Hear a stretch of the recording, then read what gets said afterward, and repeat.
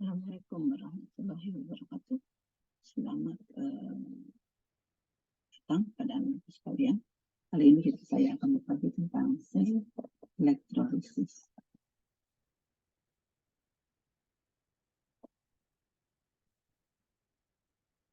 Yang akan kita bahas pada kali ini adalah menerapkan stoikiometri reaksi redoks dan hukum Faraday untuk menghitung besar-besaran yang terkait sel elektrolisis. Kemudian memecahkan masalah terkait dengan perhitungan sel elektrokimia. Adapun indikator pencapaian kompetensi adalah menuliskan reaksi elektrolisis. Kita perhatikan rangkaian sel elektrolisis. Dalam sel elektrolisis ini terdiri dari sebuah wadah, kemudian elektroda, elektrolit, sumber arus arah, dengan susunan seperti pada gambar berikut. Sumber arus atau arus listrik memasuki sel elektrolisis melalui kutub negatif atau katoda. Kemudian, spesies tertentu dalam larutan akan menyerap elektron dari katoda dan mengalami reaksi reduksi. Selanjutnya, spesies lain akan melepaskan elektron di anoda dan mengalami oksidasi. Kemudian, reaksi yang sama ini dalam elektrolisis ini sama seperti pada sel volta, akan tetapi muatan elektrodanya yang berbeda, di mana dalam sel elektrolisis itu katoda bermuatan negatif, sedangkan anoda bermuatan positif. Untuk mengingatnya, maka kita bisa mengambil singkatan KNAP, artinya katoda negatif dan anoda positif.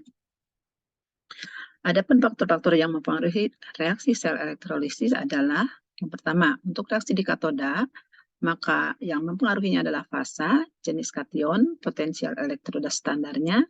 Kemudian untuk yang terjadi di anoda adalah jenis elektroda, kemudian fasanya, jenis anion, dan potensial elektroda standarnya.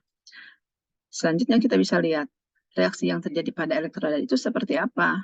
Yang pertama, untuk elektrolisis lelehan maupun larutan, untuk elektroda inert tidak akan bereaksi. Elektroda tidak inert hanya dapat bereaksi di anoda saja. Yang kedua, pada elektrolisis lelehan, kation pasti bereaksi di katoda dan anion pasti bereaksi di anodanya.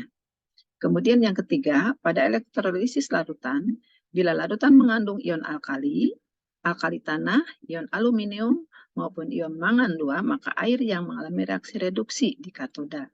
Dan yang terakhir, pada elektrolisis larutan, bila larutan mengandung ion sulfat, nitrat, dan sisa asam oksi, maka air yang akan mengalami oksidasi di anoda. Contoh soalnya, yang pertama, tentukan reaksi elektrolisis dari asam sulfat dengan elektroda platina. Maka penyelesaiannya, kita perhatikan dulu elektrodanya. Karena elektroda yang dipakai platina berarti tidak ikut bereaksi. Kemudian yang kedua, tulis reaksi ionisasinya. Reaksi ionisasi dari asam sulfat adalah H2SO4 yang liquid menghasilkan H2H+ dan SO4 2-.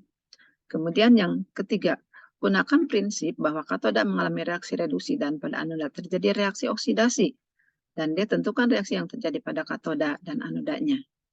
Oleh karena elektrodanya inert, maka reaksi pada anoda tergantung pada jenis anion dalam larutannya. Anion SO4 2- memiliki potensial oksidasi lebih negatif daripada air, maka anion ini lebih sukar dioksidasi sehingga air yang dioksidasi. Reaksi di katoda adalah ion H+ mengalami reaksi reduksi menghasilkan gas H2, sedangkan di anoda adalah molekul air yang berubah menjadi 4H+ ditambah O2 beserta dihasilkan 4 elektron. Tahap selanjutnya, kita menyamakan elektron pada katoda dengan mengalihkan 2 sehingga akan didapat di katodanya adalah 2H+ ditambah 4 elektron menghasilkan 4H2, kemudian di anodanya 2H2O berubah menjadi 4H+ tambah 4 elektron ditambah O2, sehingga reaksi selnya adalah 2H2O menghasilkan 4H2 ditambah 2H+ ditambah O2. Jadi reaksi selnya dapat dituliskan 2H2O menghasilkan 4H2 ditambah 2H+. Yang kedua, tentukan elektrolisis leburan NaCl dengan elektroda grafit.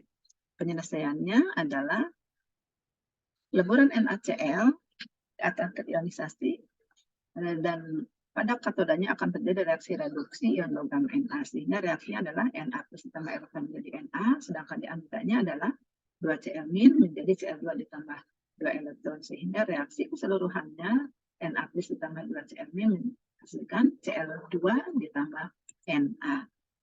Yang ketiga, contoh yang ketiga adalah kita mengelektrolisis larutan CuS4 dengan elektroda tembaga. Penyelesaiannya sebagai berikut. Oleh karena elektrodanya adalah tembaga atau Cu, maka pada anoda terjadi reaksi oksidasi Cu menjadi ion yang terlarut, karena Cu merupakan elektroda yang aktif. Reaksi ionisasi CuSO4 adalah Cw2 plus dengan SO42-, hasil reaksi ionisasinya. Reaksi elektrolisisnya dapat ditulis sebagai berikut. Di katoda adalah reaksi reduksi ion Cu2 plus sehingga menghasilkan endapan Cu, sedangkan di anoda adalah ionisasi Cu menjadi Cu2 plus ditambah 2 elektron, sehingga reaksi keseluruhannya adalah Cu solid berubah menjadi Cu solid. Demikian untuk video kali ini, semoga bisa dipahami dengan baik. Billahi taufiq wal hidayah. Wassalamualaikum warahmatullahi wabarakatuh.